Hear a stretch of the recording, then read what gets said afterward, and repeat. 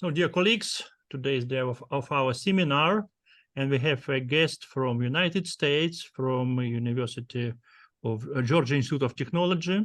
He is a Regents Professor and Director of Microanalysis Center at the School of Material Science and Engineering in Institute of Technology in Georgia, Atlanta. He received a Master of Science degree in Physics in Ukraine, PhD and Doctor of Science degrees in Chemistry and Polymer Sciences from the National Academy of Sciences, also in Ukraine. And then he carried out postdoctoral research at the University of Marburg, Darmstadt Technical University, and University of Erkon. He has co-authored about 550 refereed articles in international journals, which have been cited more than 40,000 times, which index here about 100. Authorized and edited 5 books and has trained about 120 graduate students and postdocs. Currently, he serves on the editorial advisory boards of 6 professional journals and as an executive editor at American Chemical Society Applied Materials and Interfaces.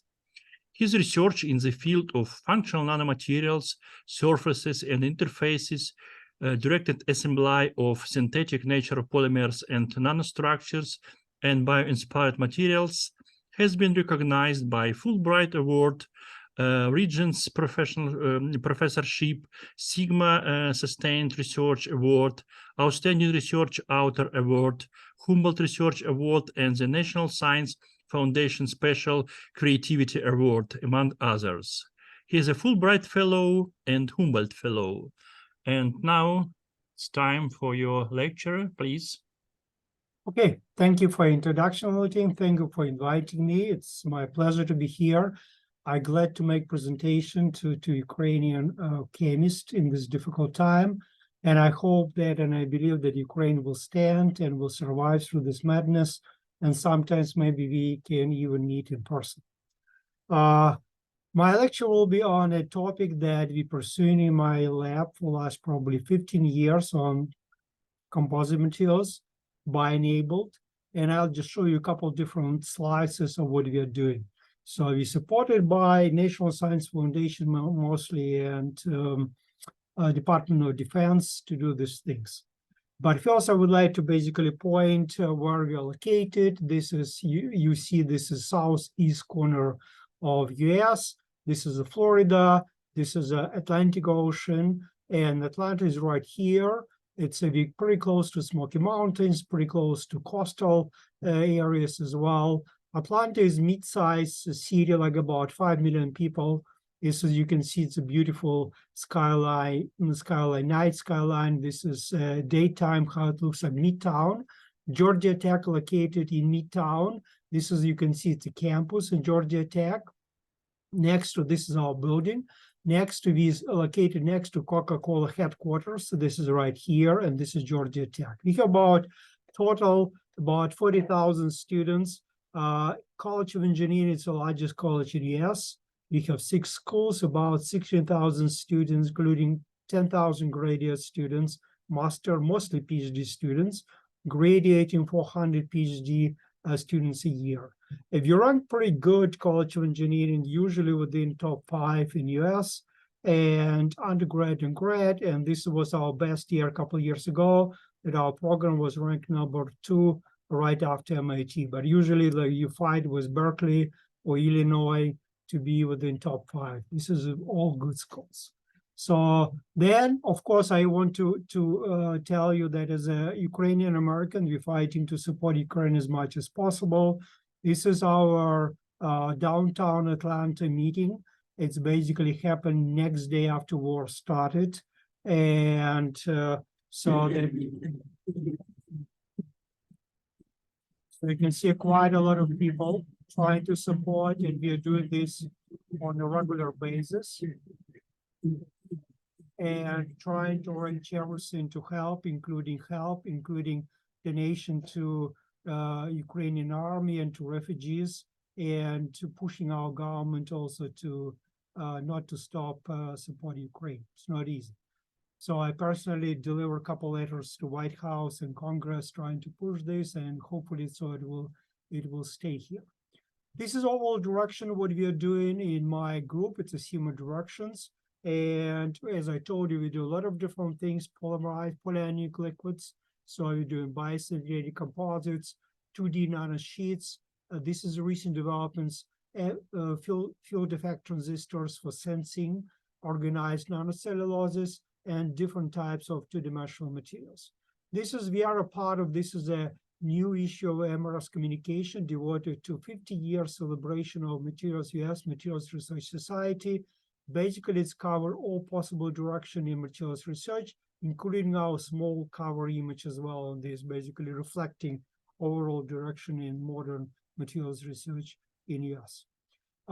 Motivations. There are a lot of different motivations. I just show you one is basically materials development for flexible electronics, for human interface electronics. And this field is pretty old meaning started back in 70s when people start doing organic LEDs, stretchable LEDs, flexible LEDs, so light emitting diodes, about transistor on paper, e-skin, electronic skin at that time. This beginning of development of the conjugated polymers, conductive polymers, organic solar cell. This is a kind of history of developments of the wearable, flexible electronics, perovskites, solar cells, graphenes happening here like 10 years ago. Then basically key points right now are self-healing, flexible batteries, biodegradable materials, and the current activities are within paper-based electronics, soft robotics, organic cells, integrated soft robotics, and different printed organic electronics. This kind of developments, and this is kind of we are standing right now, and this is field probably for 50 years developments and trying to make a wearable, flexible, functional materials. Can be electronics, can be conductive, can be photonic materials. Yes, overall. We are in material science and engineering school. We all think about doing science, but it's also engineering component. What for? What is potential application, future application? And this is why we also have a lot of projects related to Department of Energy and to Department of Defense for future applications, not only fundamental science. It's very important, it's engineering school. So why choosing bio-enabled materials? And I'll show you a couple examples. Yes, overall advantages of biological materials, they can be very strong. You can find in nature. They can be tough. They're lightweight materials. They are sustainable overall. They can be functional. So for what you think about, they can be good. So it's basically flexible, protective, conductive, transport properties, optical functioning, chemical sensing, and so on, so on. This is basically advantages and how they can be used, these different types of materials. So why they're tough and they're strong. So that a couple examples, this is a review in each materials. They show you example of the how materials laminated composite can be organized. In this case, a twisted laminated composite for high strengths. So high classical clay nanomaterials can be organized when the proteins glue together different stiff nanosheets. And in this case, you can different mechanism to be controlling shearing, like asperities or presence of viscoelastic protein. And this is a classical example of the clay. It's a nacre, classical example of the very strong nacre composite materials that can be done this way. And like cracks can be stopped through fibrillization, through mediation of stresses, and so on and so on. It's basically reasons why you can get really strong materials from biological examples, composite materials, not just from synthetic materials. This is a couple examples, so-called Ashby plots from our recent Nature Materials review. It tells you basically putting in the plot all potential materials in terms of the Young's modules. This is basically strength and toughness. This is how much energy you have to dissipate to destroy these materials. You can see it's basically engineering metals, engineering ceramics, strongest and toughest materials, engineering ceramics here, fibers, elastomeric materials. And then you can find a lot of examples like chitosan, for example, here, yes, latex composite, nanoparticles, different combination of artificial nacre here that basically biological derived or enabled materials, they belong to different types of the group as attractive mechanical properties. This was a review focusing mostly on mechanical properties. This is another example of the ultimate strain, how stretchable can be materials. Remember, you're talking about flexible electronics, wearable electronics, and strengths. And basically, you can see here the same engineering metals here, fibers here, engineering composites. And then you can see basically elastomeric materials, collagen, for example. So they belongs to the materials with the highest possible strain 10%, 100%, chitosan here as well, different polymeric materials. They also covering tough materials and stretchable materials. A lot of interesting applications. If you've seen, think about electronic skins for human skin. You have to be sure that skin is stretchable. You have to be sure that your sensors or protection can be stretched with your skin as well. So overall, this is a summary of this review Nature Materials. Yes, basically you can have a bunch of examples from nature. This is design of the nature, not only simple laminated materials, but pretty complicated multi-laminated materials or curved materials or core shell materials with different types of the strengths for different application. Plus, it can be different photonic materials that can show natural colors like this responsive colors as well, or this also organized materials with the feathers that basically this is fibers organized in a periodic structure with reflective lights.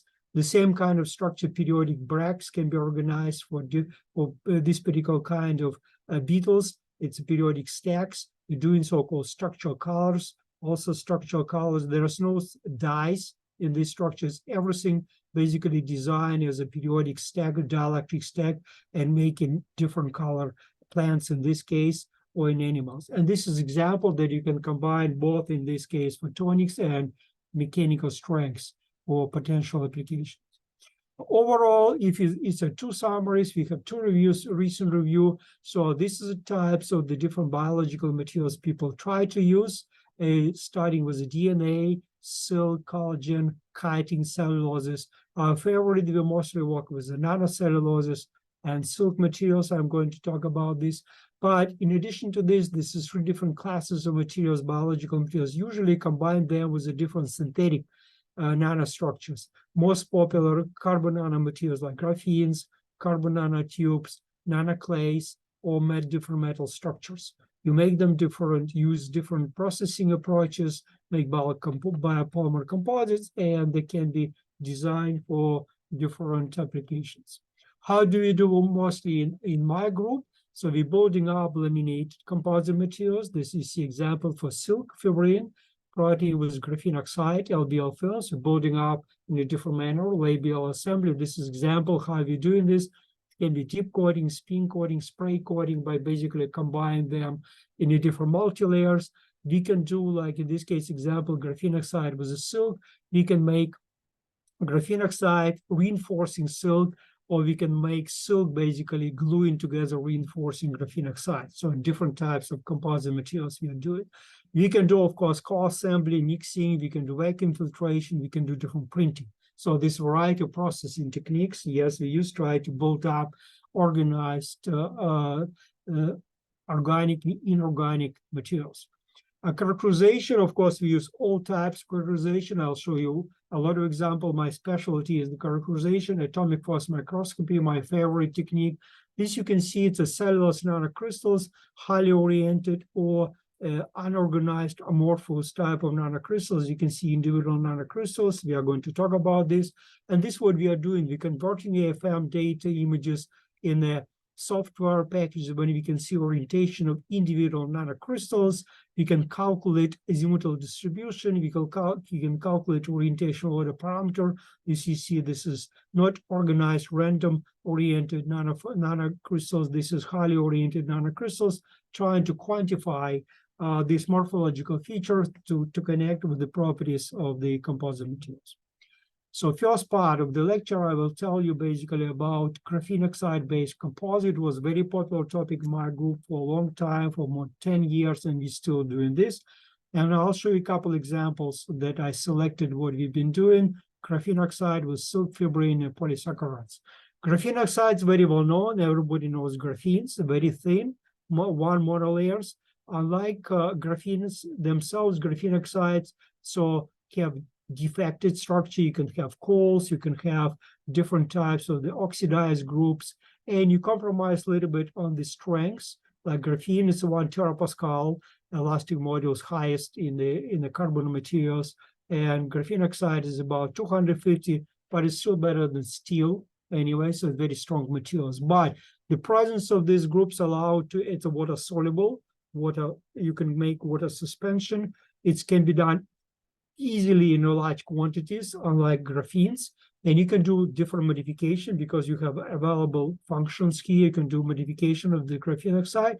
And this way you can create different two-dimensional sheets, very flexible. They can be embedded in different materials to increase through different interactions.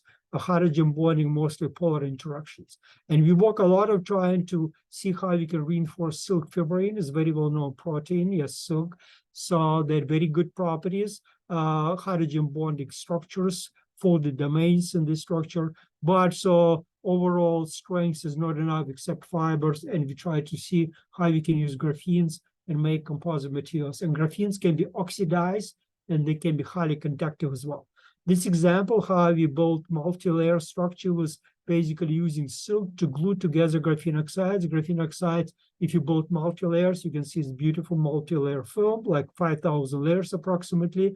So, but it can be easily dissolved in the water. So you make stable, you have to put additional like glue, and this is silk glue. You can see if it's a delamination happen, this is what basically silk, bridging the gap, crack here and make them stable. We look at the sacks, we confirm that we really intercalate silk fibrin between graphene oxide layer. And this example, how we can reduce graphene oxide is electrochemical reduction. This will be highly conductive layer. This will be original non-conductive layer. So we can make conductive. And this is a way to make sensing materials, not just strong, super strong materials, but also conductive. This example, what we can do conductivity. So they basically do reduction, electrochemical reduction. This is basically dielectric materials going up to 15,000 Siemens per meter. This is kind of semiconducting materials. So example here, we can do large area. This is a wafer size. You can see now it's a luster, is not black, meaning that it's a metal-like materials right now. So we can do patterning. So Georgia Tech patterning, so electrochemical reduction, and it's pretty stable, like what we folded 3,000 times, folded back and forth, and materials are stable. What you can do from these materials? Now you have very, very thin film. So you can see it's a kind of like 10 micrometer thin films. It's a paper-like, very thin paper-like structure. You can cover with metal electrodes. You can do pattern of electrodes, and we can fold this structure. So, and you can see example that we may build field effect transistor here and show that this transistor can serve to detect touching. They can, you can use supercapacitor properties to do touching or non-touching the presence of the biofluid. This is our cover to show that basically the presence of the biofluid on your fingers can be used to recognize touching, non-touching event for these materials. And I told you this is a super thin films and super stable films. So this is another example of continuation, how stable, how fast you can react. You can see this engineering portion of our research. You can see you can touch this, quickly touch with a 50 milliseconds periodicity, and you can recognize signals of touching. You can crumble your materials on the palm and still will be workable, and you can make this in large quantity, pattern and structure for scalable production. You can also do like the conductor. You can see we can lead LED structures using these materials as electrodes, and they can be transparent. And transparent electrodes not easy to make. Conductive transparent electrodes, very strong electrodes. And there was an example when we demonstrated that combining graphene oxide, so with silk, we can do very stable electrodes like this. Moreover, we basically can do them extremely stretchable for extreme conditions. This is so-called Kirigami structure. In this case, what we did, we just cut holes, different types of holes, and this is a cutting, and this film is strong enough to stay strong of this, and then after this cutting, and then you see happening here, you're stretching, you can stretch up to 100%, 100 to 200%, and still keep conductivity and keep stretchability on the different fields. Even though here, a lot of cuts here, the normal paper, for example, will not sustain, but because it's graphenes, you have very fine connection between different pieces of graphene, so it will stay there. And they have so-called meta properties. They have, for example, negative Poisson ratio for this kind of materials. So what else can we do? So I told you this example of the flake, these initial flakes, this how they look like graphene oxide. You can see a couple micrometer across.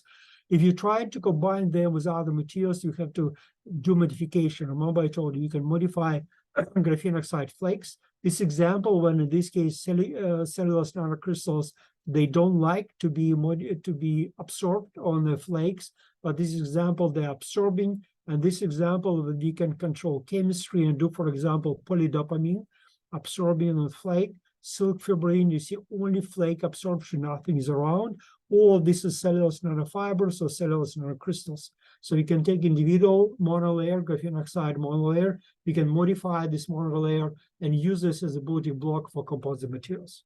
And by doing this, we can make stronger materials. This example, we did like simulation with Yara at North Carolina State. What happened with silk fibrin on different substrates. This is what you show with Maxins, a 2D-dimensional. This is work with Yuri Gagotsi at Drexel University, that how a silk form fibril structure around these individual flakes and make them extremely stable and prevent oxidation. This is kind of building up different blocks for composite materials. So this first portion, so we have 2D sheets, we're making them functional, can be graphene oxides, can be metal oxides, and then trying to build up strong, conductive, and optically active materials. Second part of the talk is focused on cellulose nanocrystals. We work with a lot of cellulose nanocrystals and mostly focus on chiral nematic liquid crystals organization, chiral optical properties of these films. What I show you first, cellulose nanocrystals. You can get this from wood pulps. You have to go through multiple steps of hydrolyzation. In there, you have this kind of needle structure. You can see this is a FM image, couple hundred nanometer lengths, diameter is about 3 nanometers, really, really thin, high aspect ratio. You can see individual nanoneedles, they're right here. So what's happened is, if you look at this, they're not exactly, it's a cross-section of this needle. They're not exactly round, but they have these hydrophilic, hydrophobic facets, and they have this asymmetrical shape. As a result of this, they're amphiphilic, and chemistry can be different, depends upon hydrolyzation, but because they're amphiphilic and they're twisted, when you put them together, they form helical structure. They don't want to pack like this, they want to pack with some twist angle. And when they form twisting angle, they form helical structure, and this was called holosteric or chiral nematic light tropic liquid crystal phase. Very well known for organic molecules developed in Kharkiv for many years with different optical application displays, for example. It's a little bit different scale. You can see individual layers. You look at these layers. It's about pitch length. This pitch length is about 300-400 nanometers. As a result of this, you have very colorful reflection of the light because it's a periodic structure. Plus, you have, of course, chiral light phenomena, circular polarization, and so on and so on. On the top of this, you have very strong, flexible, thin films from these materials. Yes, liquid crystals are good, but they are liquid. You have to sandwich them between different substrate, and they are not flexible anymore, and so on and so on. So what's happening? This is what, because of kind of, this is Bragg stacks, what I told you, pitch, structure, reflection. This is what you have so-called structure color. This example of CNC with different composites. They're colorful because they have different spacings. Yes, reflection, selective reflection. They can be beautiful colors like this. They form tactoids, they form this color structure. So you can see that they can react on humidity. They can be stretched. They can be added up quantum dots to make them fluorescence, and so on and so on. It's a beautiful type of materials, elastomeric materials, was very interesting photonic properties and chiral optical properties. This is what we are doing. And key point, of course, is when you're making them, you want to make with a wet chemistry approach as simple as possible. Light air, its processing conditions, yes. So key point is that when you dry and you have the so-called band structure because of the random absorption of the domains, helicoidal domains or tectoids. And you can see the typical structure what you have. It's a polydomain structure. You can see a lot of band structure. Very difficult to make the uniform structure for uniform optical properties. This is what we did a couple of years ago. We tried to use capillary approach. Typical capillary you can use in liquid crystals and try to create suspension confined between two different walls. This is like 50 micrometer approximately thickness, and try to create flow of liquid crystal phase and see if you can make, like you can do liquid crystal suspension or liquid crystal suspension, and try to see how they can form a uniform photonic structure. This example of the drying, this is a capillary with 300 times faster than real life. You can see one of the edge of the capillary blocked, and then it's a drying, forming liquid. This is isotropic phase. This is liquid crystal phase. Different colors. It's the birefringence. See what's happening here. It's a forming until it's drying on the part of the capillary, and then when the meniscus coming, they are doing drying complete with some cracks. And this example of the slow motion, you can see like cellulose coming, isotropic phase coming at some point, forming really uniform color, means it's a uniform liquid crystal phase with uniform spacing. And then it's also because of the drying forming cracks. We are doing as well tricks how to remove these cracks, and we already were successful, but I don't have time to talk about that. This is another example. We did this with Oleg Lavrentovich from Kiev, now at Kent State. So you can see that you can observe that basically this helicoidal structure, remember we talked about this helicoidal structure, you can see them. It's a birefringence, very high birefringence area, low birefringence isotropic phase. Basically, we observe reorientation of the CNC and forming of these layers, and with a SANS, so small angle neutron scattering, real time, we observe orientation, and this is orientation order parameter, basically drying without destroying orientation order, very high, 0.8. It's very higher than normal liquid crystals. We did a calculation of the orientation parameters, show that we can really create a very uniform structures from cellulose nanocrystals. So this one example when we try to directional flow. Another example when we try to use magnetic field to make highly oriented uniform structures, and it's very well known approach, electrical fields. Yes, very common for low molar weight organic liquid crystals. Not good for CNC. They're too big for simple orientation. This is what you use magnetic, and CNC themselves, they're not magnetic. So we added up magnetic particles, basically decorated nanocrystals with magnetic particles. You can see, we look at the CNC structure, we make magnetic structures, look at distribution. So we basically look how they absorb. There are like 5-10 particles along the CNC. We measure the properties of the structures. And after this, when we create a super paramagnetic nanorods modified, we basically put them above permanent magnet that create the field and see what's happening, that when we have a slow drying of suspension, and we knew that it should go through liquid crystal phase, isotropic phase, and we try to see how we can control this. And you can see moving now that in the end, we created thin films. It's a semi-transparent, very thin film with magnetic properties, yes? So it's basically a flexible magnet that can really be like, you see, like wrapping up around magnet and staying strong enough and being transparent. It's kind of unique properties for magnetic materials. So it's published, recent published paper in Nature Communication. When you look at what's happening, so you can see this is it's a classic, it's a B0, no magnetic field. It's a polydomain structure. Yes, you can have these tectoids with helicoidal structure, random oriented structure. So it's a different magnification. So it's a classical, it's a SEM image of the layer structure pitch here. So you can see with a highest fields are not very high, 250 millitesla, it's very small. You saw magnets like this, very, very small magnets. We didn't use very strong magnetic fields, try to avoid using strong magnetic fields. You can see uniform orientation, basically a monodomain structure. So at highest fields, so basically we can make uniform monodomain orientation, and you can see like kind of collapsed, yes, collapsed tectoid, basically squeezed this way with a helicoidal structure. When you try to understand what's happening, this is what we used to approach. It's a real-time studies, confocal microscopy, looking at what's happening with the flow. This is example when you're adding up, you're labeling your suspension with the beads, color beads, and then you can watch with the time, you can watch what's happening in different parts of your petri dish. So if there are no magnetic field rule, they're very slow motion, very low diffusion coefficient, drying. When you apply magnetic fields, what we discover that there's a directional flow underneath and above the dish. So, and what we observe that there's rotation, quick rotation of the flow as a result of the drying and the presence of magnetic field. Because of the fast rotation, that 100 times faster, shearing forces 100 times faster, you manage to beat car organization and create this highly uniform structure. Right now, we're working with magnetic pattern. We try to see how we can pattern the structure, including car optical properties. This is paper in preparation.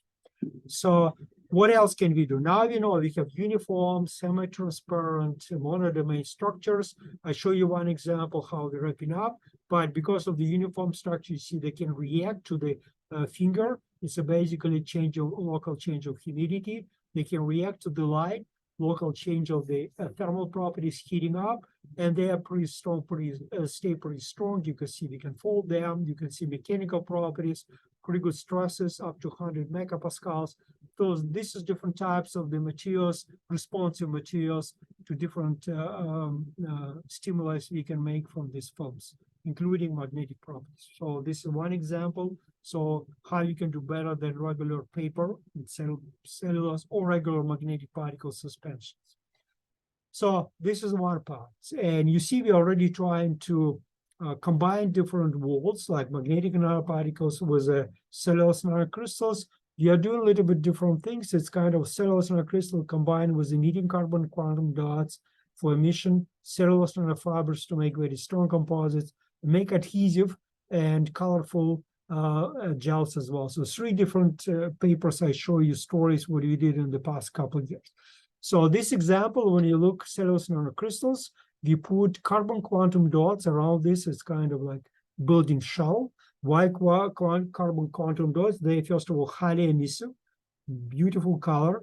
Yes, of the blue color in this case. Second, they chemically sensitive. They can react on pH. Yes, so you're creating now your cellulose nanocrystals with a new ability, emitting light, not only absorbing light. Second, this emitting light depends upon pH of the materials. Yes, so you can see how bundles look like, transmission electron microscopy, quantum dots integrated. So films, beautiful films, but now they are fluorescent films. You can see structure of these things pretty strong, and you can see how we can print. So my student Ray, he's now back in China as a professor there. So printing basically releasing this fluorescence by changing pH. So the film itself can be bluish, but then can be greenish after activation of this carbon film or carbon quantum dust. So the example of what you can do beyond just passive photonic properties. Another example that we try to combine CNC, this is a chiral structure like this with CNFs. It's a fibers, nanofiber. They're very, very long and very, very thin, and they are random. You think about it this way. So basically random fibers. Why we are doing this? Because we want them to be stronger. CNC, the assembly a little bit too brittle for us. And in this case, we combine amorphous phase with liquid crystal phase. So you can see we can do films, you can see we can bend them, we can roll them, they're pretty strong. And because we have this multi-layer structure, amorphous liquid crystals, they're getting much stronger than normal. And you can see like example here, and we don't lose photonic properties because CNC phase, it's a couple micrometers, it's thick enough to still generate color reflection. Yes, so but then you can see toughness is much high and strength is much higher. So it's a trick when you combine amorphous phase with active phase, organized phase. In this case, you can still keep your photonic properties, but make it much stronger. This is another example what Minkui did before coming back to South Korea as a professor. They're making adhesive gels. And basically, he combined glucose, PAM, synthetic polymers, relying on hydrogen bonding. And you can see how he playing with the adhesion to control with humidity, or to control relative humidity, to control strength. And beauty of these materials is that you can see color directly related to adhesive strength. So you can also do twisting, bending. In this case, you look at photonic band gap, and we can go back and forth. We can make them adhesive, non-adhesive, and then change color as well. It's a peak position. So basically, we can see, just looking at the color of the film, we can predict adhesive strengths of the films at different conditions. So it's additional function, yes, not just adhesives, but with a color indication how strong are these materials. Okay, so let's go back. Okay, so finally, what I show you very briefly, couple slides, what we are doing right now, more application driven. Yes, we're trying to do multi-valued logic elements, optical encryption, and synapses. This is my recent work. This is a robot what we developed. It's called Nadia. Nadia Comaneci, if somebody remember. Yes, this is a robot trying to work, and I'm working now also at the Institute of Robotics, Florida Robotics Institute. And you have to be able to teach and this robot to understand what's happening with the environment and recognize everything is not easy. Yes. So what we are doing in this institute is called Institute of Human and Machine Cognition, or Robotic Institute. This one old version is called Atlas, very popular robot. This is a current version that we are building. I'm not building, I'm helping with materials, of course, to build, to be sure that this robot can sense, can touch. And so what's soft robotic hands, for example, soft robotic legs as well, to be sure that the robot can work on the challenging substrate like sand or mud, for example, yes, or they can say hi to you without breaking your hand, for example, as well. So what we are doing for this, and this one example that probably are relevant to Ukraine as well. This is a drones, but it's a intelligent drones. They talk to each other and they decide on the strategy and this so-called flag capturing, yes, game in US, very popular in the US. When you have swarm of drones, teams, 20 drones in this case, they talk to each other, they decide on strategy, and they try to go in this opposite direction to kill each other and find out the flag and capture the flag. So what the beauty of this approach is, this is small drone, this is also done in this institution. So it's basically this drone, they don't communicate to central command, they don't communicate to central facilities, but they talk to each other based upon artificial intelligence. They decide on best strategy. So this group went this way, this group went this way, this group staying here to complete the mission. So this is what's called swarms. So this group of the 20 swarms. So it's very well known now. You can probably you can see a lot of commercial version of the advertisements and everything else. But what is the next step is that it basically independent swarms when they don't rely on the operator, but they just deciding themselves what to do, how penetrate, and the capture, in this case, a flag, what I told you, flag capture. So it's very interesting direction. A lot of issues related to materials, they have to be strong. They have to be able to communicate. I don't do communication, so other people are doing this. I don't do artificial intelligence. I'm trying to help to make them strong and to survive through this kind of challenging games. What we are doing for this? This example, what I told you, it's a thin film electronics or field effect electronics called, yes. When you do in this field effect electronics, you basically build up multi-layer structure. You have your electrodes here, and you basically signal it's a thin film transistor, depends upon the state of your dielectric layer. So what do you do differently than normally? You put in this organic semiconductor channels. This will be electrode, source, and drain. This will be your basically gate. You putting below the organic channels, putting active dielectric, in this case CNC complex. This is photonically active. And in this case, we can make structure that not only can be controlled by presence of the electrical field voltage, but it can be controlled the presence of lasers and humidity in this case. This is how they look like. We're building them, we do microfabrication, we can do like scales, we can do a bunch of these arrays. And this is what's happening basically. Yes, you can think about this will be thin film transistor. You have two LED lasers and they shining different lights, and depending upon size of your dielectric layers, remember it's photonic band gap structural colors, they can absorb or they can transmit light differently. and this is a control. And this is ability depends upon humidity. We can expand, we can contract the CNC layers. As a result of this will be our logic element. We can shift, and you can see what's happening. Basically, output depends upon not only upon light, but depends upon humidity. We can do like multi-way, it's called multi-way logic, more complicated, and you can see that basically we can go back and forth, we can repeat it at times, we can control with the humidity and light what's happening with electronics. This is why it's important. It's a part of the integration with the human robotics for quick communication. You cannot afford batteries, you cannot afford chips, regular chips. You have to have something thin that you can glue to the human skin or to robot, and still not losing communication ability and ability to do logic very fast. For this, you have to have a little bit different types of the logic. This is another example of what we are doing in this case. We're using this thin film transistor and trying to use a power behavior simulate with a thin film transistors and so-called synthetic synapses. Synapses, it's a very thin gap between cells that control communication, like in your nerve system, your brains. If two neurons talk to each other to establish new way to remember something, long-term memory, they communicate through the synapses. And if you control the synapses, you can control basically your memory ability, for example, yes. And this is how it's happening in nature. So what we are doing, we're kind of using this very thin layer of CNC as a gap that can be controlled. And without going into details, I show you, we can make the so-called fuzzy encryption, optical encryption, that we built in ability like to encryption, that optical encryption, you cannot see anything, or then you can see your pattern. It's called, yes, optical communication encryption. You have one pattern, depending upon your laser exposure, you can either reveal T letter here, or you reveal F letter here. So you have to know what kind of lights you use. So the same pattern can give you different answers. So it's a simple way possible. But because of combination, you can have multi-layer structure, much more difficult to do decoding of the structure when you do this.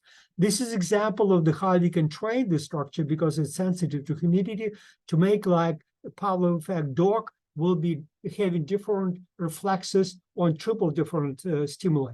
Yes, it's a simulation here. We can play with light, we can play with humidity and voltage as well. So you can combine the stimuli and make different reaction of your system on the different environments. So it's kind of simple explanation, just published a couple of months ago.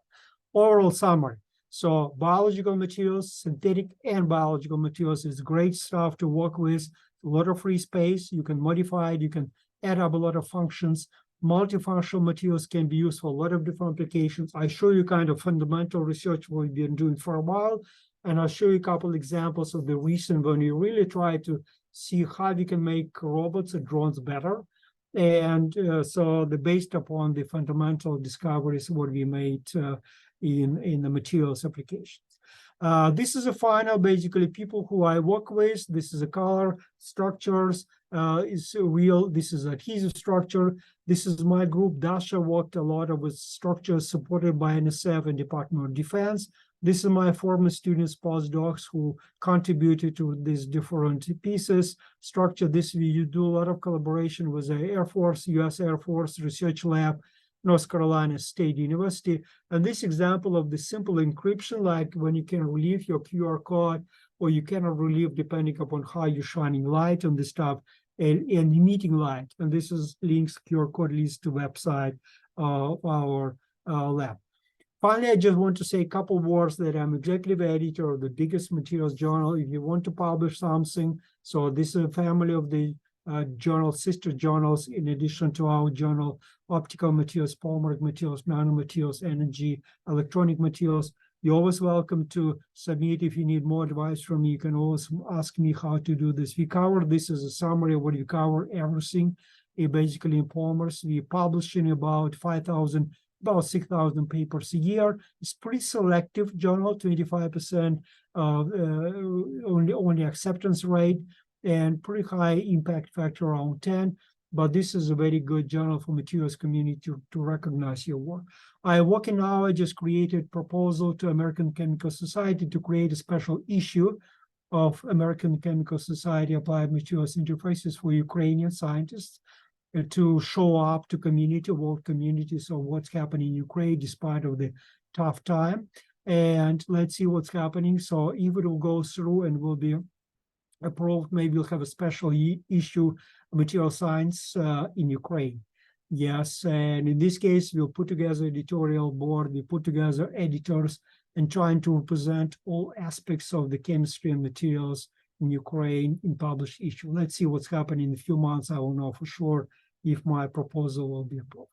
Okay, thank you for your attention. Try to cover everything quickly, but this is a kind of my style and try to show you everything what we've been doing. Not everything, 50% of what we've been doing last 10 years. Thank you for your attention.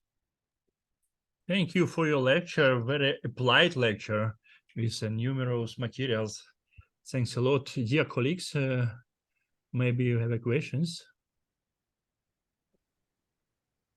Sorry, I can ask. Okay, no problem. I have some question. Okay? Yes. Okay. First of all, thank you very much for very interesting presentation, but I have some question.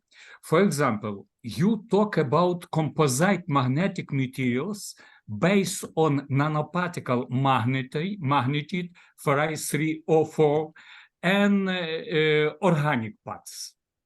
My question, and if I understand okay, these composite materials interesting for medicine application. Therefore, my question, okay, what potential medicine application, because I know magnetic nanoparticle, for example, especially on magnetite, first of all, for, in this case, necessary to develop a stable magnetic fluid for MRT, for hyperthermia, and other. My question, what medicine application for this flexible composite magnetic materials? Okay, good question. So a couple explanations. Yes, people try to do this for magnetic imaging and to replace current magnetic particles with something more sustainable, less dangerous for human beings. But we don't do this. We don't do biomedical stuff. So just this is not us. But what we're doing for different things. We're trying to control photonic optical properties. Try to make uniform films which control color optical response, for example, and other properties for functional application, like I show you responsive materials. Yes, this is our field. Some people try to use this. Yes, instead of just using regular materials, trying to basically, it's embedding in the biopolymer matrix in this case, and making for bioimaging applications, for magnetic applications. Yeah, I know the people are doing this. We don't do this. We don't focus on biomedical. We stay away from biomedical applications. I have a question. Yeah, okay. No problem, yes. Okay. You talk about materials with chiral properties. My question is following. I know now enough interesting perovskite materials with perovskite structure and chiral properties, and especially these materials very interesting for optical application. A lot of problem with the synthesis of these materials because these materials based on inorganic and organic composition. Sorry, I don't understand what potential application your materials with chiral properties for optical too or not? So this what I showed you is one example that chiral optical properties, it's encryption, for example. Yes, for example, I show you example of fuzzy optical encryption when you reveal different patterns depend upon chiral properties. And you cannot do this without chiral. You have to have circle polarization, changing with the humidity and controlled by light. It's exactly what you're using. Using chiral optical materials, they will show you circle polarization, circular dichroism, and we can control this. Perovskites people are doing this, difficult to control. In our case, it's easy because we can collapse pitch, we can expand pitch quickly, easily. And in this case, we can control not only angle, we can control signal, but we can control also headedness. It can be right or left polarization, easily, quickly on the same film. And this is what we use. I didn't have time to discuss this, what we exactly use in optical, what we call fuzzy encryption. method to basically effect of the controlling light or right polarization, circle polarization. Exactly. This is what we use for encryption. Mm-hmm. And sorry, last question. Okay. Okay. Unfortunately, you not give a lot of properties. I talk about electrophysical properties of these materials. For example, for me, very interesting nonlinear tunable materials. For example, in perovskite, with Herald properties, using different composition, different parameters, there is appearance effect of nonlinear or tunable properties. Unfortunately, I don't have information about properties materials. I talk about electrophysical properties. Why? It's Okay, not so, interesting for you, or not enough time? yeah, first of all, like I try to cover, summarize, it's approximately probably 50 or 60 papers published over like last 10 years. Try to pick up most important thing, and I give references for you to take a look. Second, that we in material science business, yes, we are not in physics business. What are we doing? We're designing materials, looking at microstructure, morphology, organization of these materials, and looking at the properties of the targeted properties. And I told you what target photonics, car optical properties, responsive behavior. This is what we are looking at. Of course, there's a lot of phenomena happening in between. And we in materials business, the same kind, we're trying to push toward application. And this is our, it's a mode of operation in material science and engineering, a little bit different than, for example, in electro-optical physics. Yes, it's a little bit different style. Yeah, but yeah, it's a lot of phenomena there. I know people doing perovskites, they're working on these things, new phenomena happening there. But so we work with different materials and we try to really reach application quickly. Quickly means 5-10 years. Thank you. Thank you. Thank you. Professor Zaitsev, please, you have a question, I see. Thank you. Can you hear me? Okay, Yes. perfect. Yes. Thank you, Professor, for the motivating presentation. It was great for me to hear this research from United States again, and already it also demonstrates how difficult to work in the United States to get such success as you did, because of different kind of knowledge you demonstrate here.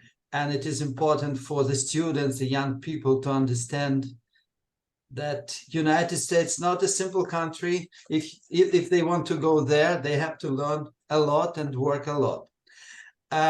From other point of view, can you comment a little bit more about the journal or issue that are you going to push through about this publication with Ukrainians? Will it be, will you inform about the results of the seminar, or how you will do it? Okay, good point. First of all, good point. It's not easy when you come here as an immigrant. Yes, I did this 30 years ago and I left Soviet Union at that time. It was not easy at that time. It's not easy now.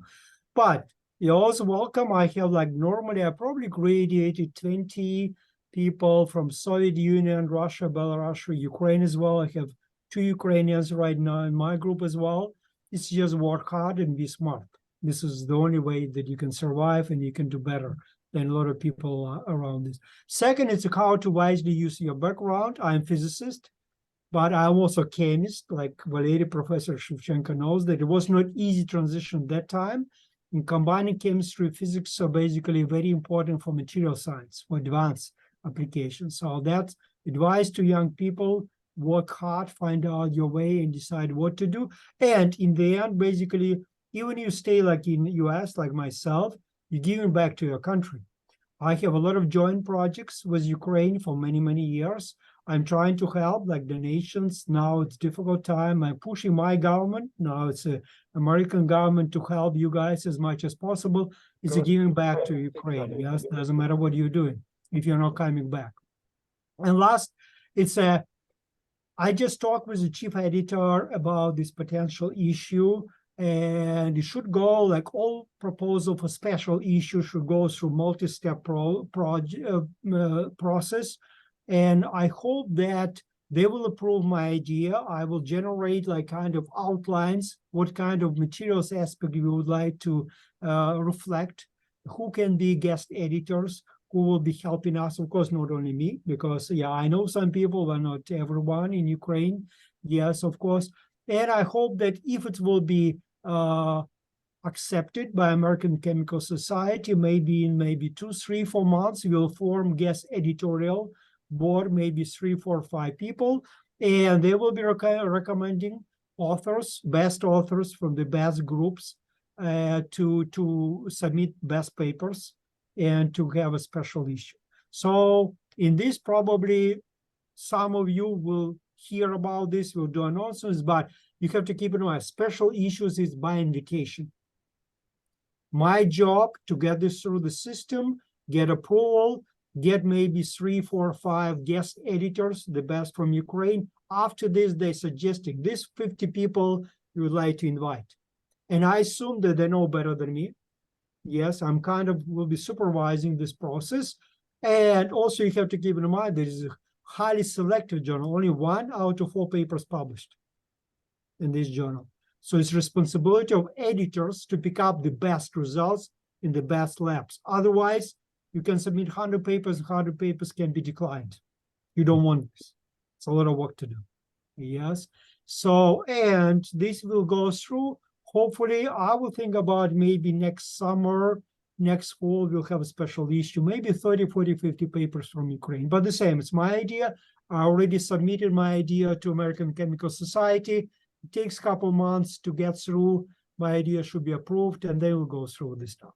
I guess it's a big community. Somehow you'll be informed, but the same. It's a no kind of, this is my advertisement, do whatever you want. Nope, it's by invitation on. Okay, I understand. And really, it's very simple because you don't want to waste a lot of time. If it will be rejection rate 95%, makes no sense. Okay. Thank you very much. I think some participants from our seminar can be guest editors of this special issue. Okay, Professor Chernovsky, please. Okay, did you hear me? Yes. Is it okay? Okay.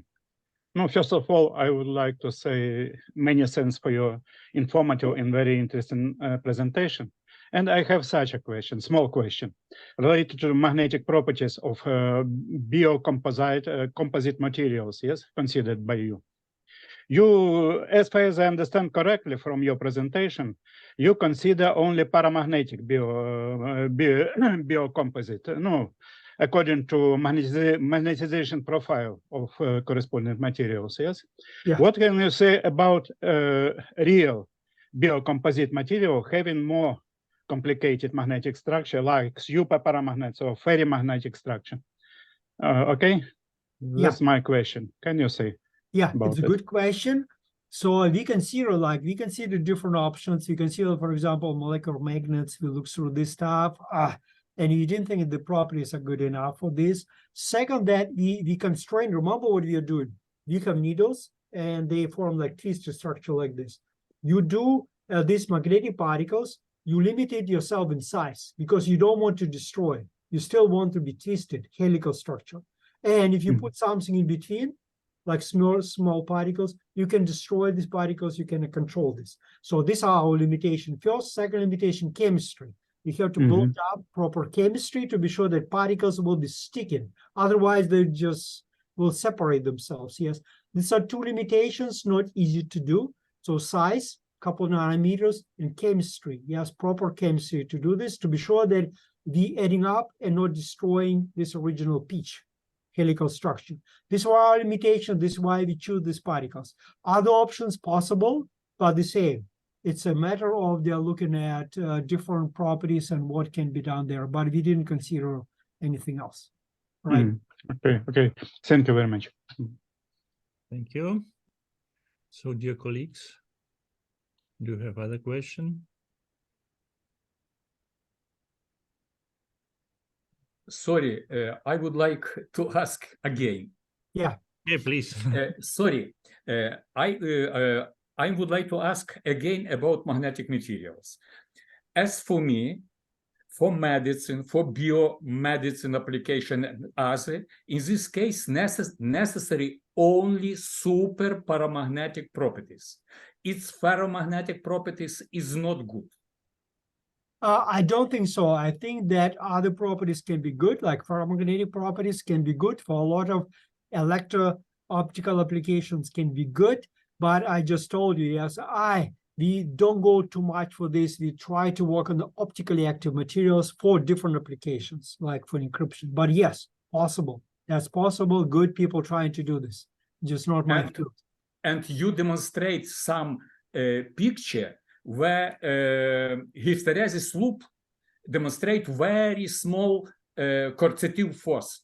It's typical super paramagnetic properties. And I think it's enough, it's good for real application of nanomaterials. It's only, you talk only about nanomaterials. This is my specialty. Yeah, yes. Therefore, in this case, ferromagnetic properties is not important.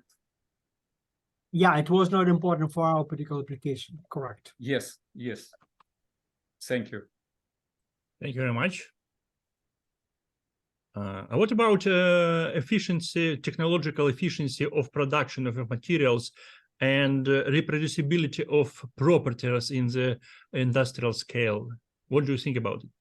Yeah, it's a good question. We always think about this because you see, I told you, we're also engineers. We're not just scientists, we're also engineers. So, and I told you that basically most of the processing, wet chemistry, we can make large scale. Large scale means like I show you wafer, this size. Wafer make completely uniform structure. This is on a lab, a bench, tops, this is good enough. You don't work with 1 milligram of materials, extremely thin, very little. We try to work with materials we can make size-wise, and I show like field effect transistors. We can do microfade, we can make 30 of them. We can make array. This is what we are doing right now. Yes, for sensor applications, for robots, we are doing array that will be feed to the foot of the robot or to palm of the robot. This is, from our perspective, this is a large scale. It's not easy to do this, but this is what we're working on. So this is our kind of scalability you have to always work. And this is a combination of the, it can be printing, you're doing printing, a lot of doing printing. It can be uniform coverage of these materials, microfab is combination of photolithography with the printing. You're doing this kind of things. In our, we don't care about this size of the materials for manufacturing. Our drones are small, like this. Our robots are small. This is the size of their palms or their feet. This is our scale. It's still much larger than normally you use in your lab. Yes, you're just doing a couple small things. But this is, in terms of the scalability, this is our scale. We can scale up to part of the human being. Or like putting sensors on your face, putting sensors somewhere here. This is our scale. Basically talking about maybe 50 centimeters squared. This is the size of what you're working on. If you cannot scale up to this, it's useless for engineering applications. Yeah, I understand it. Yeah, thank you. But if you don't care about scale on the like bridge scale or building scale, it's a different story. It's not us. Yeah, I understand it. Yes, sure. So, dear colleagues, I don't see hands and questions, and I would like to thank you again for a very, very interesting lecture about materials, about application and nanomaterials, and especially for your support during this war for Ukrainians, for our scientists. And I hope you will find a collaboration in Ukraine as well. And for your idea about special issue, I think you also can find good guest editors in Ukraine. Yeah, I hope so. It's doing the best, yes, guys, and stand with Ukraine. Thank you. Have a nice day. Best of luck. Goodbye and thank you. Bye. Bye, guys.